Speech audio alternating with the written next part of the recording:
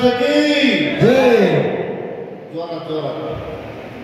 छत्रपती शिवाजी महाराज की आद्य क्रांती राजे उमाजी नायकांचा विजय असो. बैरजी नायकांचा विजय असो. आज या सातारा मतदारसंघाचे अधिकृत उमेदवार छत्रपती उदयनराजे भोसले यांच्या प्रचारार्थ जय मल्हार क्रांती संघटनेची ही जाहीर सभा या ठिकाणी आयोजित केलेली आहे. आताच आमचे मित्र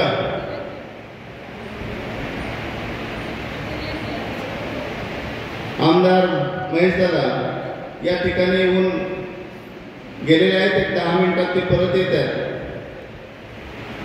पण मला कोल्हापूर जवळ एक सभा आहे. अशी सभा त्या ठिकाणी आपली जय मल्हार क्रांती संघटनेची आहे. तर त्या ठिकाणी मला जायचं आहे. पण जे काही या ठिकाणी मी आपल्याला सांगणार आहे, आपण एकदम शांत मनाने, शांत एकदम डोकं जागेवर ठेवून आपण ऐकलं पाहिजे.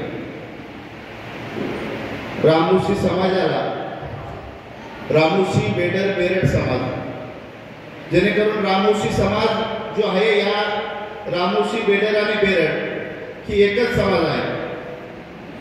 जे महाराष्ट्राच्या याच्यामध्ये आहे ते रामोशी आहे. कर्नाटक बॉर्डर जे आहे त्या ठिकाणी बेरड आहेत आणि कर्नाटकाच्या ज्या पड्याच्या बाजूला आहेत ते बेडर आहेत. ह्या तिन्ही जाती एकच आहेत. महाराष्ट्रामध्ये रामोशी बेडर बेरड समाज हा 70 लाखांपेक्षा जादा आहे. आणि या समाजाला गेल्या 70 वर्षानंतर, गेल्या 70 वर्षाच्या स्वतंत्र काळानंतर ज्या रामोशी बेडर बेरड समाजाच्या मागण्या होत्या, त्या मागण्या 10 वर्षापूर्वी आपल्या पूर्ण झालेल्या आहेत. गेल्या 75 वर्ष, 70 वर्ष किंवा तिथून पाठीमागच्या काळामध्ये रामोशी बेडर बेरड समाजातले क्रांतीवीर कमीत कमी 40 ते 41 क्रांतीवीरांनी बलिदान या महाराष्ट्राकरता आणि या देशाकरता दिले. सगळ्यात मोठा समाज, सगळ्यात क्षत्रिय समाज, सगळ्यात धाडसी समाज, सगळ्यात इमानदार समाज हा रामोशी समाज. आणि या समाजाची अवस्था आता महाराष्ट्रामध्ये अतिशय 10 वर्षापूर्वी अतिशय बिकट होती. स्वातंत्र्य काळाच्या आधी जे आपल्या लोकांनी योगदान दिलं, जे आपल्या राजाने योगदान दिलं, त्या राजाला सुद्धा दरोडेखोरांच्या यादीमध्येच होता. आद्य क्रांतीवीर हा इतिहासामध्ये पुढे दिसत नव्हते. रामोशी समाजाचा हा राजा किंवा ह्या देशाकरता 18 पगड जातींकरता फासावरती गेलेला राजा दरोडेखोरांच्या यादीमध्ये पडलेला होता. आणि ह्या राजाला त्या दरोडेखोरांच्या यादीमधून बाहेर काढण्याकरता आपण त्या ठिकाणी जय मल्हार क्रांती संघटनेची स्थापना केली.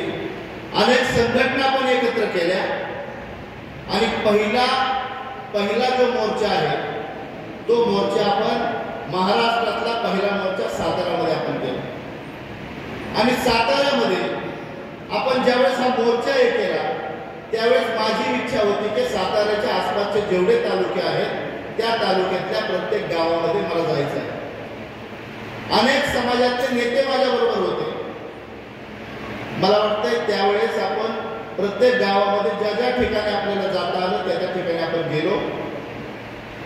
त्या ठिकाणी मला माझे समाज बांधव असतील, माझे ज्येष्ठ समाज बांधव असतील किंवा तरुण असतील, त्या ठिकाणी एकच मला ऐकायला मिळालं की इथून पाठीमागचे जे नेते आले त्यांनी ही एक आश्वासनं दिली इथून पाठीमागचे जे नेते आले त्यांनी आमचा फायदा घेतला आणि परत आमच्याकडे ते आलेच नाही. त्यावेळेस मी शब्द दिलता, आपल्याला आठवत असेल जे लोक त्याच्या गावामध्ये मी त्या ठिकाणी गेलो 10 वर्षापूर्वी, तर त्या ठिकाणी मी शब्द दिलता की माझं नाव दौलत चितोळे आहे, माझ्या बापाचं नाव उमाजी आहे आणि त्यामुळे मी शब्द देतो की ह्या जेवढ्या मागण्या मांडलेल्या आहेत त्या पूर्ण केल्याशिवाय मी गप्प बसणार नाही, आपल्यालाही गप्प बसून देणार नाही. आणि आपण सर्वांनी पाहिलं आहे आपल्या मागण्या कोणत्या होत्या.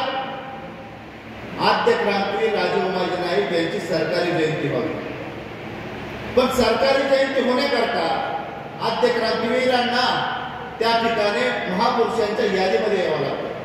ते तर दरोडेखोरांच्या यादीमध्ये होते. मग आद्य क्रांतीवीरांना महापुरुषांच्या यादीमध्ये येण्याकरता ती एक आपली मागणी होती. दुसरी मागणी होती की आद्य क्रांती राजे उमाजी नाईक घोषित करून आपल्या जेवढे कार्यालय आहेत, शासकीय निमशासकीय मंत्रालयापासून पोलीस स्टेशन असेल, ग्रामपंचायत असेल, त्या सर्व ठिकाणी आपल्या राजाचे फोटो त्या ठिकाणी लागले पाहिजे. ही दुसरी मागणी होती. तिसरी मागणी होती आद्य क्रांती राजे उमाजी नाईकांची सरकारी जयंती झाली पाहिजे.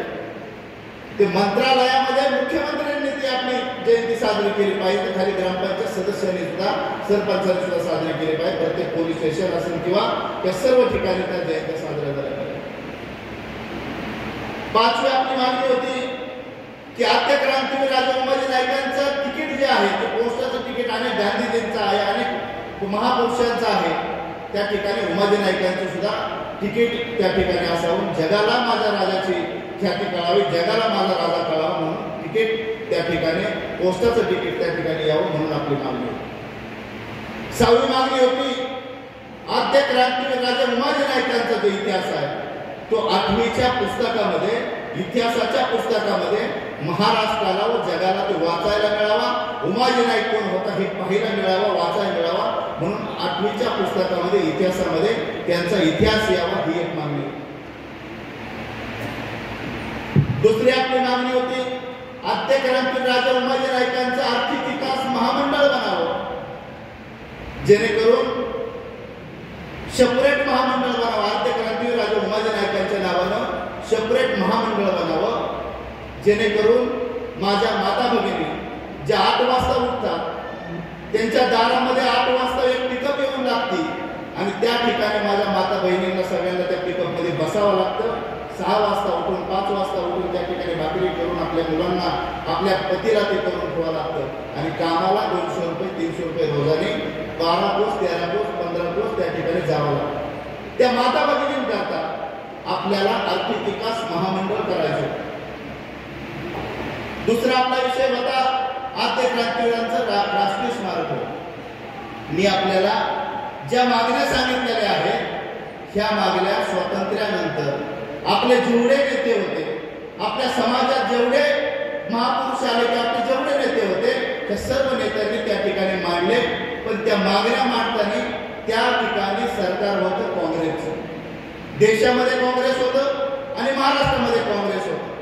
रामोशी समाजाचा इतिहास दडपायचं काम, रामोशी समाजाच्या राजाचा इतिहास दडपायचं काम, रामोशी समाजाचं वाटोळं करायचं काम फक्त महाराष्ट्रामध्ये आणि देशामध्ये ह्या काँग्रेस सरकारने केलं. आणि त्याचं महाराष्ट्रामध्ये जर सगळ्यात जास्त वाटोळं रामोशी समाजाचं कुणी केलं असेल तर बारामतीचे शरद पवार साहेबांनी केलं असं या ठिकाणी मला सांगायला काय वापरला करणार.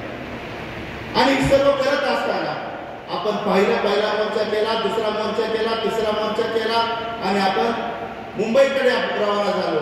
आणि मुंबईला आपण गेल्यानंतर या साताऱ्याचा सगळ्यात मोठा मोर्चा आपला झाला आणि एकत्र आल्यानंतर तो मेसेज अधिवेशन काळामध्ये देवेंद्रजी फडणवीस त्या ठिकाणी मुख्यमंत्री होते आणि आपण तो इतिहास आपला घेऊन आपण त्या महाराष्ट्र या देशामध्ये आझाद मैदानावरती आपण मोर्चा केला आणि त्या ठिकाणी देवेंद्रजी समोर आपली मीटिंग लागली आणि ह्या ज्या मागण्या तुम्हाला सांगितल्या आहेत त्या सर्व मागण्या त्यांच्या समोर आपण मांडल्या. आणि आपल्याला या ठिकाणी सांगू इच्छितो की आपल्या जेवढ्या मागण्या होत्या त्या सर्व मागण्या पूर्ण झाल्या. एकही मागणी तुम्हाला जी सांगितलेली आहे त्या मागण्या 10 वर्षांमध्ये आपण पूर्ण करून घेतल्या. जे मी शब्द आपल्याला दिले होते महाराष्ट्रामध्ये प्रत्येक तालुका, प्रत्येक जिल्हा, प्रत्येक गाव मी फिरलेलो आहे आणि ज्या ज्या ठिकाणी जाता आलं नाही त्याला माझी चुकी नाही, कारण त्या ठिकाणी त्या याच्यामध्ये आपण पोचू शकलो नाही किंवा त्या ठिकाणी आपल्याला आमंत्रण कोणी दिलं नाही. तर ह्या सर्व गोष्टी करून आपला इतिहास जो होता, आपलं सर्व काय होतं, आपण आज वेगळ्या उंचीवर गेलेला आहे. आपल्याला महामंडळ सुद्धा झालेलं आहे. इथून पुढच्या काळामध्ये आपल्याला खूप मोठा वाटा त्या ठिकाणी मिळणार आहे, खूप मोठा आपल्या माता भगिनींना, तरुणांना, सर्वांना त्या ठिकाणी मिळणार आहे. त्याचं कारण महाराष्ट्रामध्ये एकमेव नेता, एकमेव राजा उमाजी नाईकांनंतर जर रामोशी समाजाला कोणी मदत केली असेल आणि पुन्हा रामोशी समाजाच्या डोक्यावर जर कोणी हात ठेवला असेल तर ह्या महाराष्ट्राचे मुख्यमंत्री आदरणीय देवेंद्र साहेब आहेत आणि त्यांनी आपल्या समाजाला एवढा मोठा न्याय मिळवून दिला. आता पाळे आपल्या त्या महाराष्ट्रामध्ये छत्रपतींचा जे वंशज आहेत उदय महाराज ते या ठिकाणी उभे राहिलेले आहेत. आपण काय देऊ शकतो?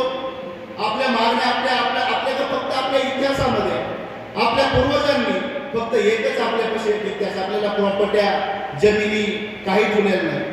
आपल्याला फक्त रामोशी समाजाला एक शब्द मात्र त्यांनी कमवून ठेवलेला आहे की रामोशी जात ही इमानदार जात आहे. रामोशी समाजाने शब्द दिला तर शब्द पाळणारे जात आहे आणि आता शब्द पाळण्याची वेळ आपली आहे. देवेंद्रजींनी काम केलं, पंतप्रधानांनी मोदी साहेबांचं काम केलं. आता आपल्याला देण्याची दानत आपल्यामध्ये आहे का नाही हे आपल्याला कळणं गरजेचं आहे. मी बाकीच्या ज्या रामोशी बेडर समाज तुमच्या जिल्ह्यामध्ये आहे त्या सर्वांना या ठिकाणी आवाहन करतो की आपल्या अंगामध्ये जर रामोशी समाजाचं रक्त असेल, आपल्या अंगामध्ये जर रामोशी समाजाने खरोखर आपल्याला पैदा केलेला असेल तर एकही रामोशी उदय महाराजांना सोडून मतदान करणार नाही असं या ठिकाणी मी आपल्याला म्हणतो. त्याचं कारण आहे की प्रत्येक जन्मामध्ये आपल्याला पेड करायचं. उदय महाराजांचे जे वंशज होते छत्रपती शिवाजी महाराज, त्या छत्रपती शिवाजी महाराजांबरोबर भैरजी नाईक होते. भैरजी नाईकांनी त्यांचं परपंच, त्यांचं कुठलंही काय इतिहास आपल्या समोर नाही, ते फक्त जगले छत्रपती शिवाजी महाराज आणि त्यांचा इतिहास आता डोळ्यासमोर येतो. छत्रपतींचा तिसरा डोळा म्हणजे भैरजी नाईक. त्याच पद्धतीने आपल्याला वागायचं. आपल्याला भरपूर काय दिलं नाही, आपल्याला कोणाची गरज नाही. आपल्या डोक्यावरती ज्या व्यक्तीचा हात आहे तो महाराष्ट्रामध्ये चाणक्य समजला जातो, फडणवीस साहेब, आणि त्या व्यक्तीच्या आपल्या डोक्यावरती हात असल्यामुळे आपण काळजी करू नका. की या ठिकाणी एकच सांगेन, जे आपल्या तालुक्यामध्ये, आपल्या जिल्ह्यामध्ये किंवा मोठे मोठे नेते आहेत आणि छत्रपतींचा जे वंशज आहे उदय महाराज यांना पाडण्याची जी भाषा करत आहेत त्यांना या ठिकाणी फक्त एकच माझ्याकडे शब्द आहे, जर ह्या भारतामध्ये, या महाराष्ट्रामध्ये जर छत्रपती राजा जन्माला आले नसते तर आता सध्या आपल्या सर्वांचा खतना झाला असता. खतना म्हणजे समजतं आपल्याला, समजतं, खतना म्हणजे सुनता झाला असता, सुनता आपला सर्वांचा. आणि त्या राजाच्या वंशजाला जर आपण पाडायला निघलो असेल तर आपल्याला लाज वाटली पाहिजे. बाकीच्यांचं काहीही असो, पण रामोशी समाजाने प्रत्येक लढाईमध्ये छत्रपतींच्या पुढे राहिलेला आहे. इथून पुढच्या काळामध्ये सुद्धा ह्या लढाईमध्ये माझ्या प्रत्येक तरुण मित्रांनी, प्रत्येक तरुणांनी त्या ठिकाणी त्या याच्यामध्ये आपल्याला सहभागी होऊन आता आपल्याला काम करायचंय, त्यांना विजय करायचंय. आपल्याला या ठिकाणी सांगतो की ही जी मतदान आपण करणार आहोत ही कमळाला मतदान करणार आणि ह्या कमळाच्या चिन्हावरच जे बटन आहे समोरचं ते बटन दाबून आपण करणार आहोत. पण ती जी मतदान आहे ते या ठिकाणी महाराजांना मतदान होणार आहे, त्या ठिकाणी देवेंद्रजींना मतदान होणार आहे, त्या ठिकाणी पंतप्रधानांना मतदान होणार आहे आणि त्या ठिकाणी दुसरा एक तुमचा लाडका नेता महेश शिंदे साहेबांना सुद्धा ते मतदान होणार आहे असं या ठिकाणी मी सांगतो. महेश शिंदे साहेब आज आमदार आहेत तुमच्या तालुक्याचे, पण ते माझे 25 वर्षापासूनचे मित्र आहेत.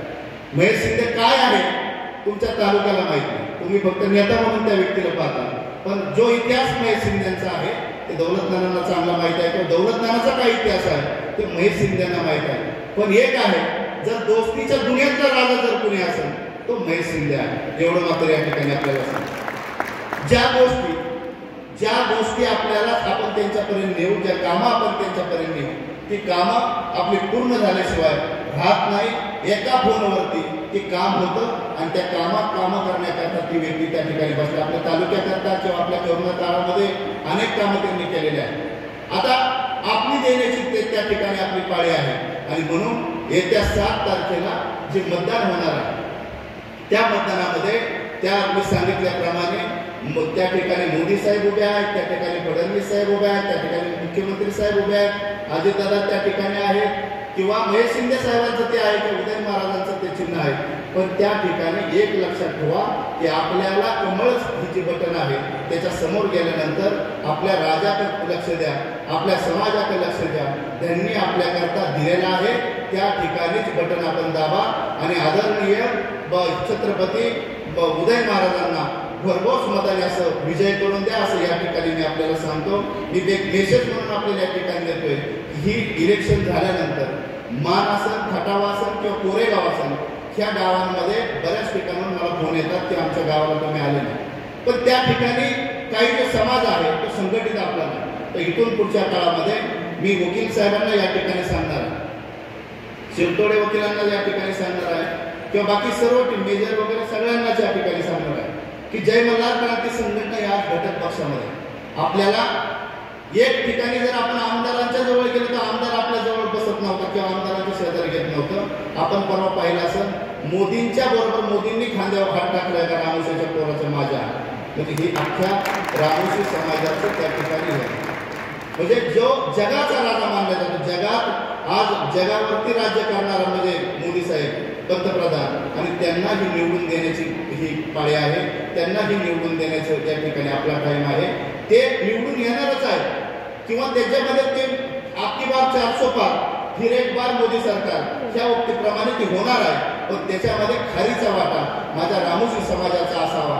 कारण उद्या जर मी त्यांच्या समोर गेलो, उद्या जर मी मुख्यमंत्र्यांसमोर गेलो, उद्या जर मी महेश शिंदे साहेबांसमोर गेलो, उद्या जर मी महाराजांसमोर गेलो तर मी मान वर करून पाहू शकतो आणि बोलू शकतो की तुम्हाला सगळ्यात जादा मतदान माझ्या समाजाने केलेला आहे. आणि म्हणून या ठिकाणी मी आपल्याला आवाहन करतो की येत्या 7 तारखेला रामोशी समाजाचा इतिहास, रामोशी समाजाची इमानदारी दाखवून द्यावी आणि कमळाच्या चिन्हासमोरचं बटन दाबून उदय महाराजांना भरघोस मताने विजय करावी असं या ठिकाणी विनंती करतो. थांबतो. जय मल्हार, जय माता.